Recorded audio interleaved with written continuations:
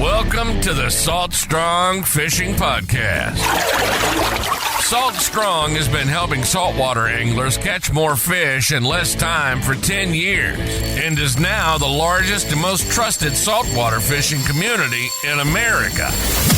If you want to catch more saltwater fish, then keep listening. If you want to speed up your fish catching results even faster, then join the private insider community at saltstrong.com. Here's your host, Joe Simons. Like diamonds.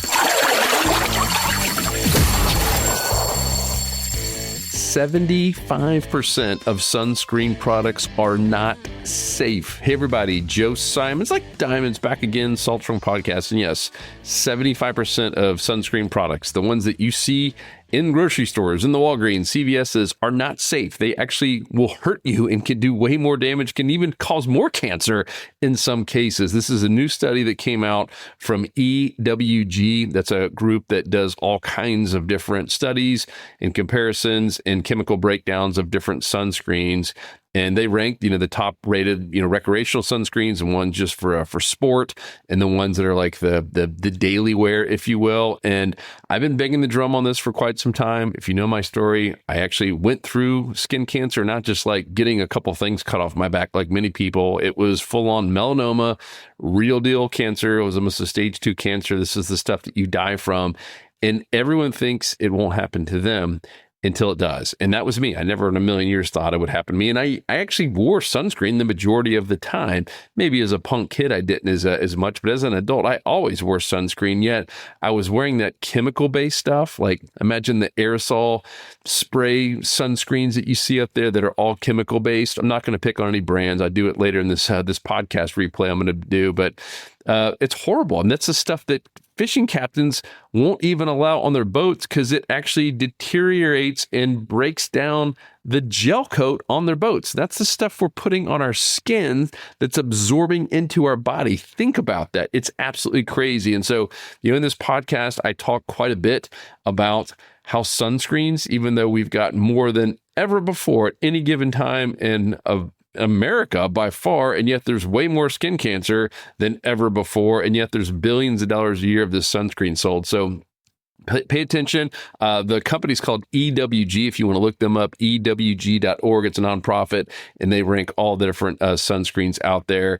You'll hear about the ones that I like personally, the ones that my dermatologist talks about. And end of the day, do not use the chemical-based sunscreens. You need to have zinc dioxide or titanium dioxide is the main active ingredient in your sunscreen if you really want to have something that's going to be good for you and actually work. I mean, 75% of sunscreens are not safe. I was mind blown when I saw that headline. So without further ado, here is the podcast replay from a couple years ago, one of our top downloaded podcasts of all time, and very, very relevant for today, just for, summertime, obviously, and for just all the people are going to be out in the sun this next 3 or 4 months, why it's just crazy hot. The UVB and UVA rays are the highest they will ever be.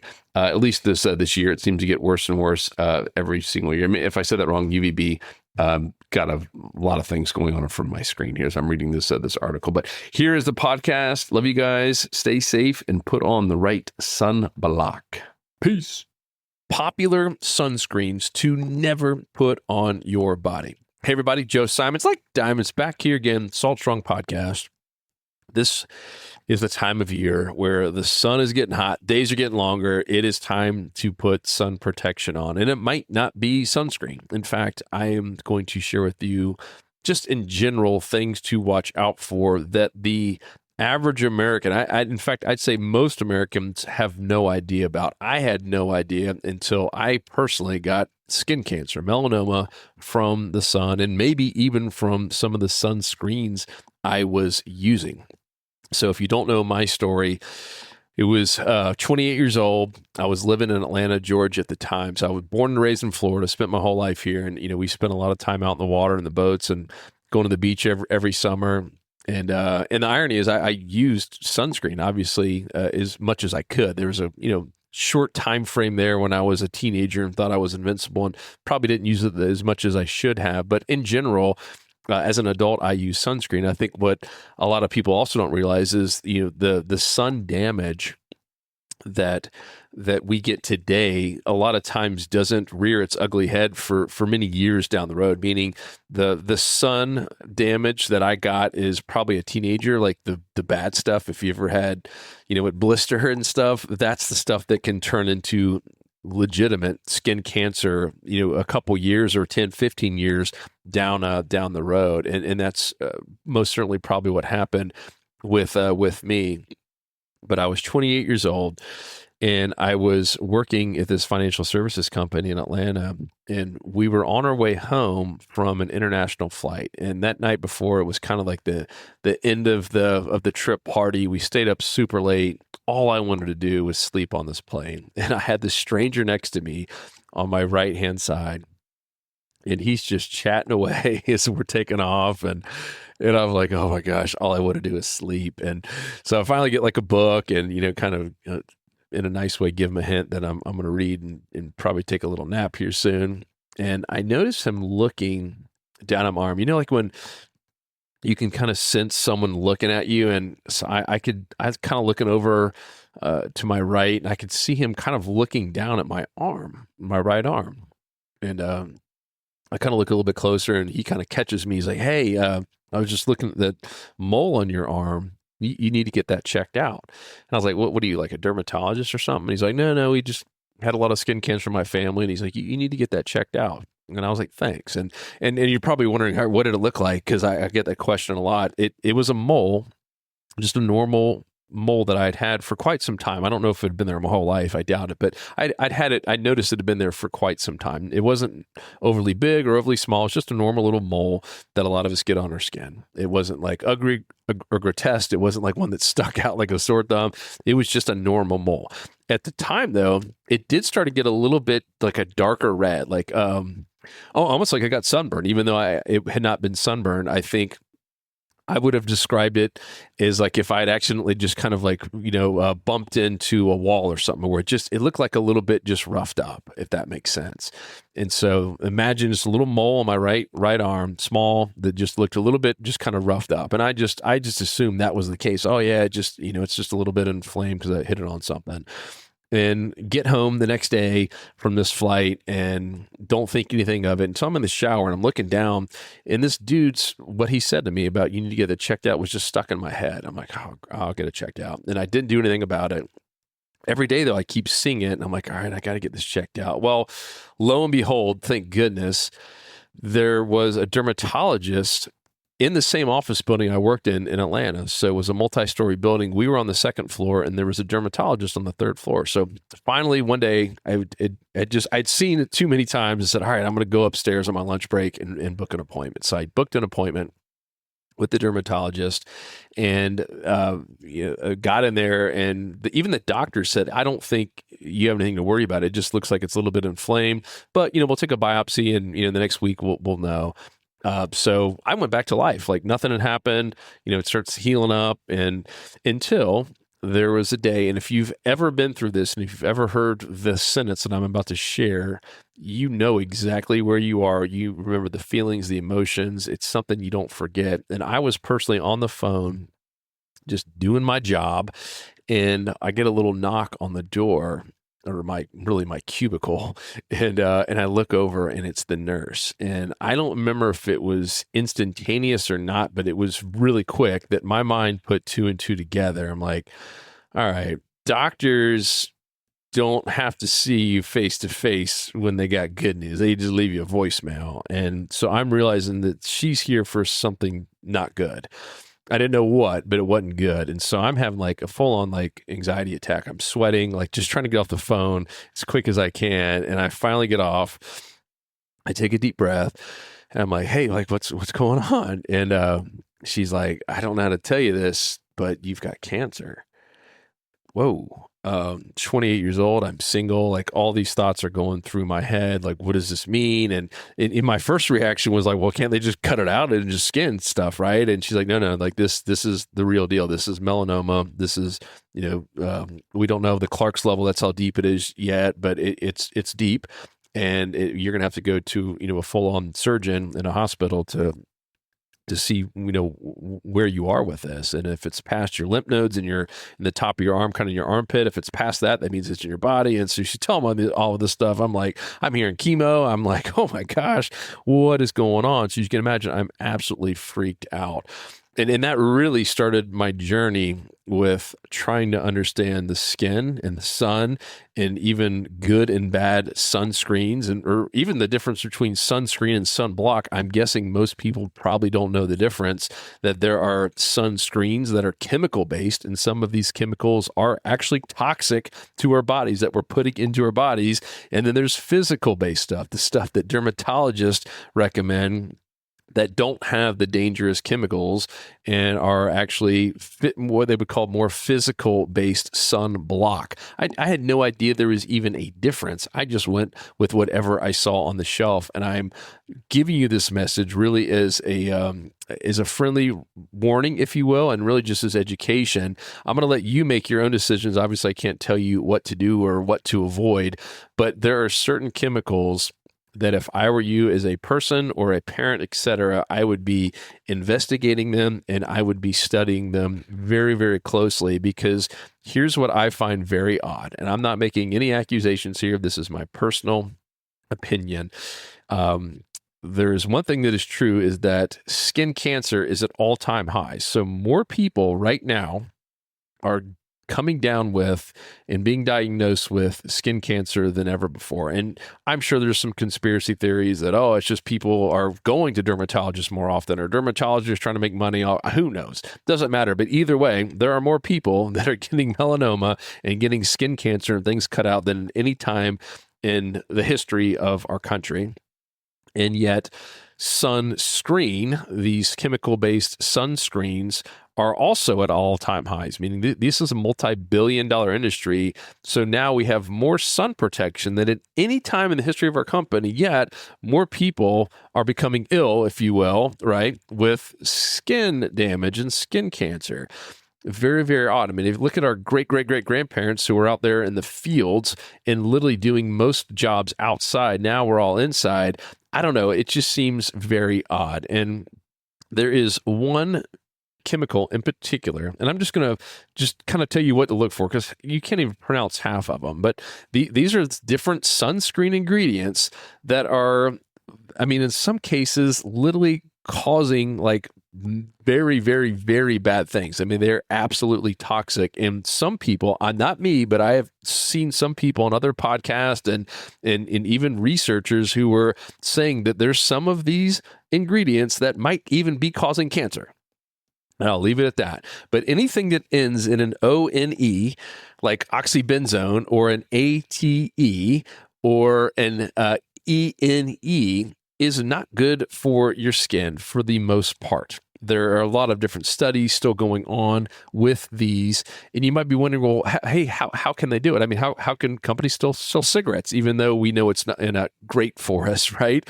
Heck, there was many decades where we did not know as a society that cigarettes could cause lung cancer. We think about that. There was a time that you could smoke on airplanes. You could smoke in front of kids in enclosed areas. We didn't know that cigarettes caused lung cancer.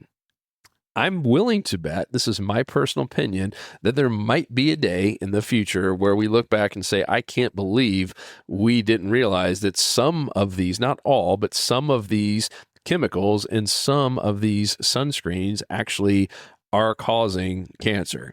Okay. So oxybenzone, I'm going to hammer that one first, because that is the one probably most commonly found on the back of these sunscreens. Any of the big brands that you go, and I'm not picking on any one of these in particular.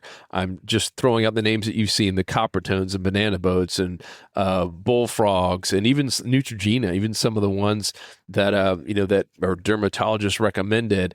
Look on the back, and that's not to say they're all bad. Neutrogena, for instance, has some really amazing sunblocks that they do it the right way, but they also have some stuff, in my opinion, that I would never ever use in a million years, knowing what I know now. I would never put it on my kids. Heck, I don't even allow it on my boat, especially if it's got oxybenzone. Now, Neutrogena, I'm just going to at least give them a little bit of an out here.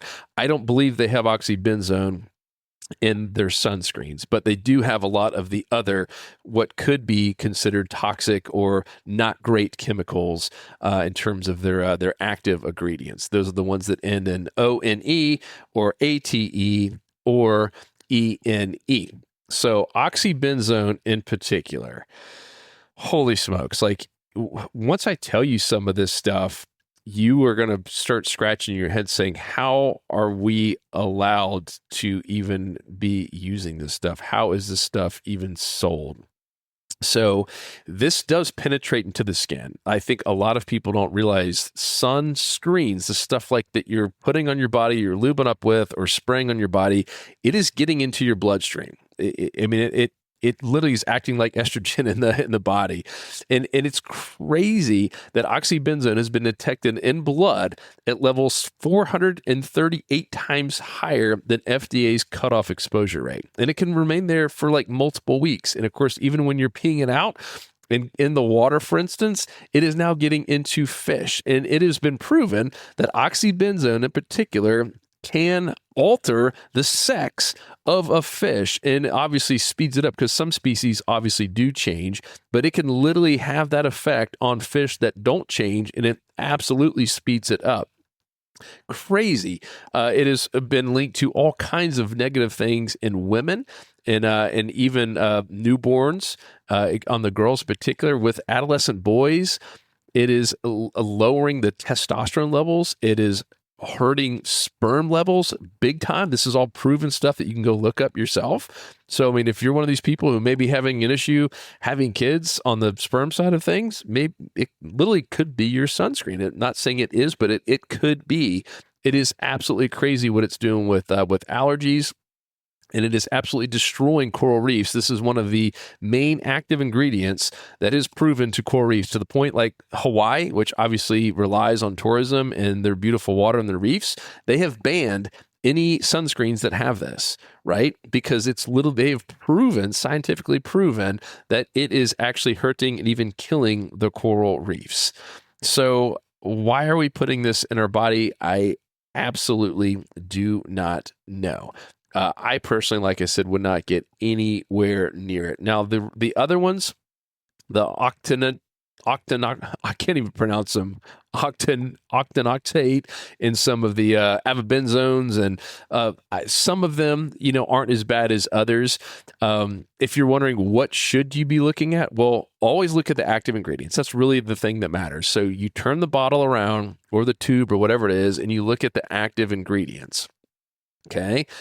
If anytime you see anything that's ending in ATE, ENE, or OZE, I personally would avoid it. And every dermatologist, I still have to go to a dermatologist every 6 months at a minimum. I lived in Texas and I had to go to them. I lived in Georgia, and I've obviously lived in Florida most of my life. And I've had to meet multiple dermatologists in all these different states.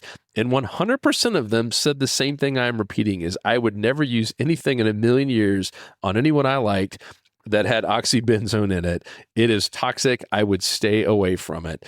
What I would use, and this is the right thing to use, is anything that has and only has zinc, right? Zinc oxide or titanium dioxide. Anything that ends in the IDE is the good. So it's really those two active ingredients. And you'll see that in the physical based, the non-chemical based sunblocks. And those are not seeping into your skin. Those are acting almost like an extra layer on top of your skin to block the harmful rays away from your body. It's almost acting just like a layer of apparel, like a sun protection shirt.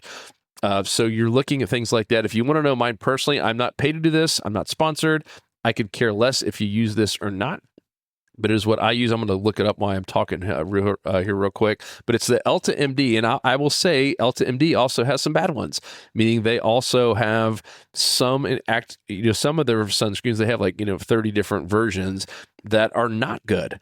Meaning that do have some, at least in my opinion, some of the active ingredients that end in the ODE and stuff like that. So I'm using let me pull it up here. Oh gosh. There's one in particular that I use. Here it is.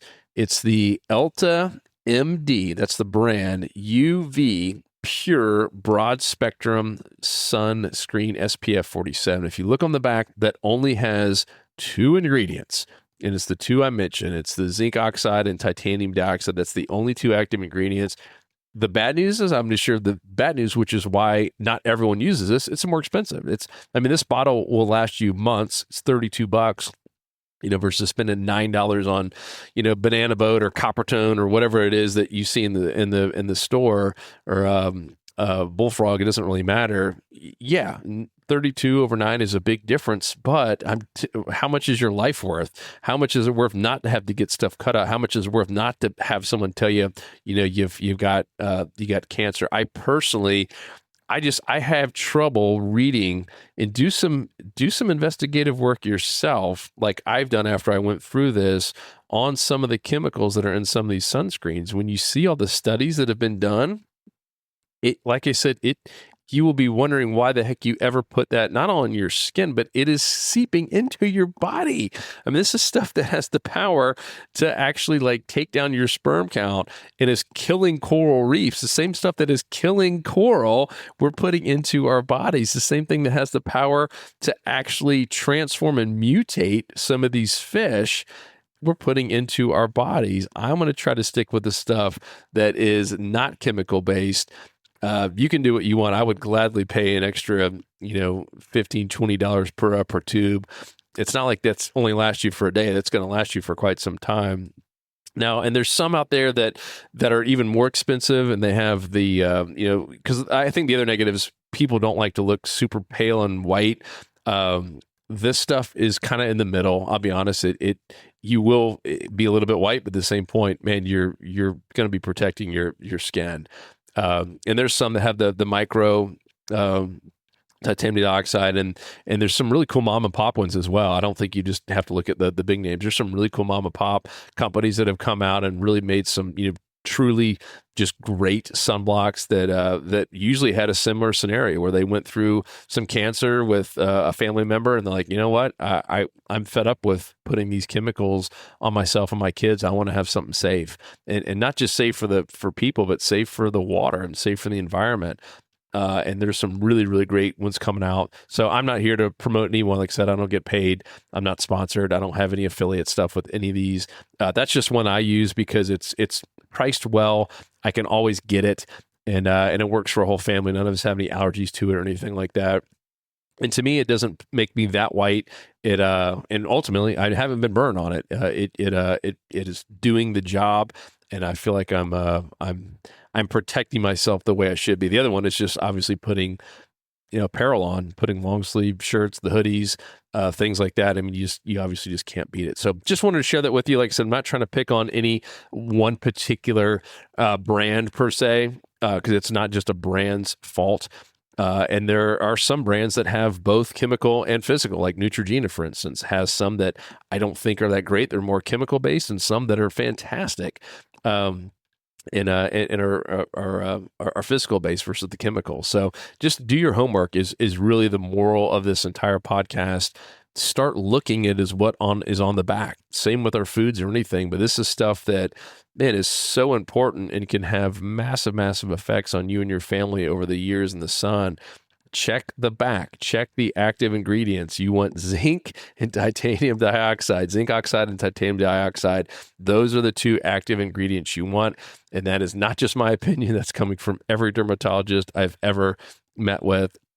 And trust me, I pick their brains. I'm in there all the time. I've gotten to know a lot of them well. And they say the same thing. They're like, man, it's crazy. Some of these really big sunscreen companies, they're conglomerates that are owned by even bigger companies, and they have a lot of marketing power, and they have lobbyists. And I'm not to say they're all just bad or negative, and that they're horrible people, because they're not.